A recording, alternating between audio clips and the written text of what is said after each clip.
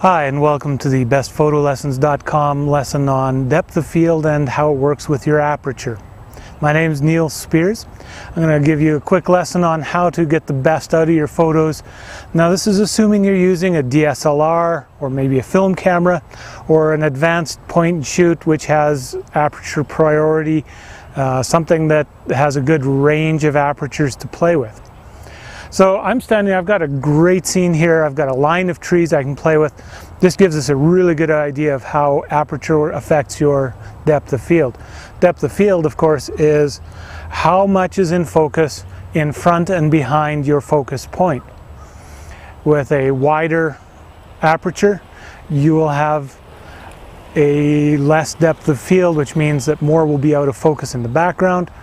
With a closed down aperture, you will have more in focus. The bigger the number of your aperture, the more will be in focus, is the shorthand for thinking about it. So what we're going to do is we're going to start by setting our camera to aperture priority. Now, you could do this in manual, then you'd have to worry about what the shutter speed is as well as your aperture. Aperture priority, the shutter will take care of itself.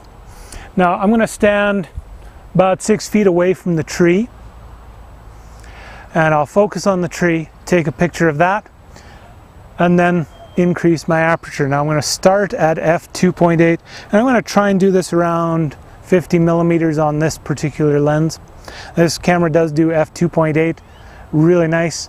If your camera does f3.5 or f4 is your minimum, that's okay. Use what you've got. So first thing we're going to do, focus on this tree and take a picture so that the background goes out of focus. Then what we're going to do, I like to go up in a full stop for this exercise. If your camera does half stops or a third of a stop, no problem. You go ahead and use that. You get a better idea of how each step works.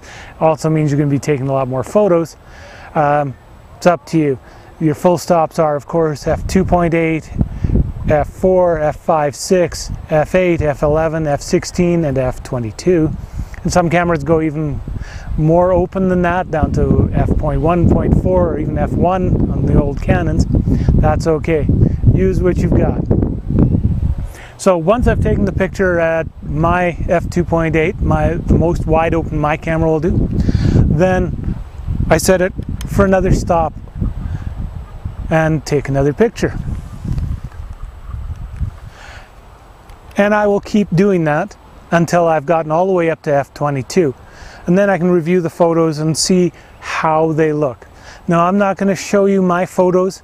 I want you to go out and do this for yourself. I want you to go experiment with the idea so that you learn directly how it works. Now, next thing you can do after you've done this series is maybe go to the next tree down and see how that works. Or, you know, something 20 feet or so away. Try out something different. Another thing you can do is use very wide angle and see how it affects that.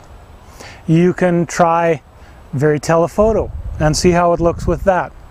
Those are all variations and very worth the time to do. Another thing you can do is try walking up and shooting from a foot away. So right about there. And then do the same series. Start at f2.8 or f4, whatever your camera will do, and keep closing it down until you hit f22, whatever your camera does.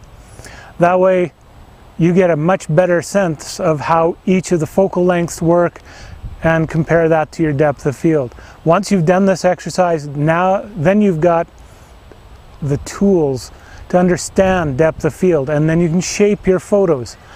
You might want a photo where the subject is really standing out from the background and blur it out. Well, now you understand how to do it.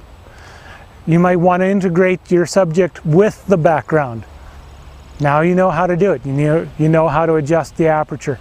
You might want, if you've got a small group of people, to adjust it to just the focus of that group and then show more or blur out the background.